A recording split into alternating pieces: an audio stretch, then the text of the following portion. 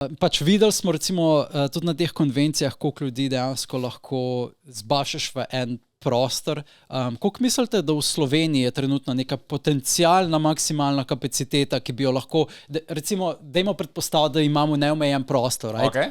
A ja, da maksimalno število ljudi, koliko bi lahko sobana, če bi naenkrat bilo... A koliko ljudi bi bilo zainteresiranih? Naenkrat na konvencijo. Ja, ker trenutno imamo recimo, NMN je imel omejitev, Mofikon je imel omejitev. Kaj, če bi imeli prostor, kjer bi lahko dali neomejeno ljudi, right, noter, ne samo število ljudi, ki jih je čez dan. Ker običajno na konvenciji je tako, da se pač ljudje...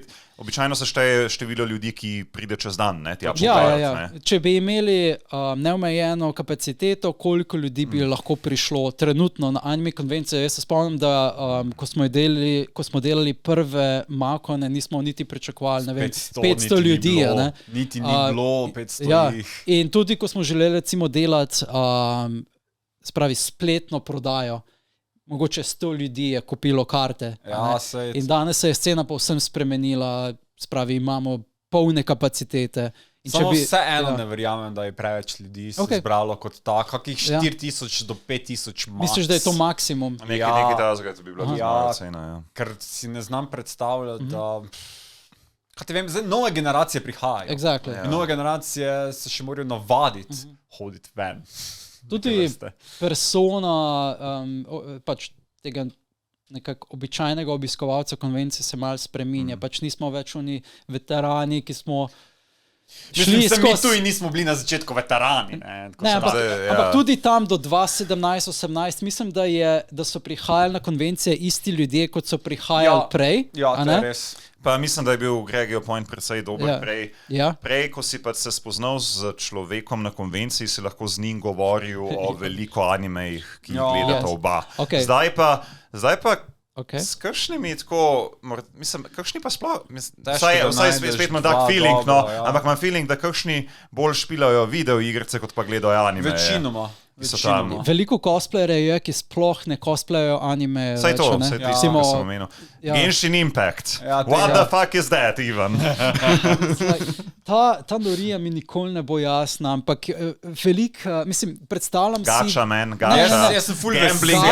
Gacha plus telefon, ker veliko od nove generacije imajo v bistvu samo telefone. Vse Genshin Impact ni na telefonu. Na telefonu ga lahko igraš. I'm behind the times. Ne, ravno zaradi tega je, mislim, da tako popularen postal. Jaz sem ga spremljal, preden je prihajal ven, par let že prej in sem ful vesel, da je tako uspel, ker sem res želel, da bi anime community se s tem povečal. Samo polnja prestopijo v anime. Mislim, jaz imam feeling, da je to zdaj, da so potem že neke skupince znotraj tega večjega communityja, tako kot je bil Anime Tea Time, če se spomnite. Na začetku smo pač bili tisti, ki smo se poznali, pa ljudje so prihajali, ki dejansko gledajo anime, pol se je pa tudi Anime Tea Time že tako si imel mizo, kjer so se pogovarjali organizatorji tega Makona, potem si imel mizo, kjer so špilali Yu-Gi-Oh! Ali pa Magic, imel si potem tretjo mizo, kjer smo se pogovarjali o političnih zadevah. A je bil takrat na Anime Tea Time-u? Anime Tea Time sem mislil. Ne, na konvenciji pa ja. Tako da Anime Tea Time, anime everything, let's talk. Takrat, ko si bil še ti na začetku, ko si bil še v Ljubljani, takrat smo bili še celo v čajnici, pač mislim, da si bil ti glih tam 2010-2011, ko smo začeli. Ja, pol se je Times changed. In isto potem se mi zdi, da je podobna zadeva pač se dogaja zdaj na konvencijah, ko se ljudje potem grupirajo. Konvencije, tudi zdaj to sem opazil, da naše generacije več ni. Pač zdaj, kaj smo hodili letos, se zgubijo med ljudmi.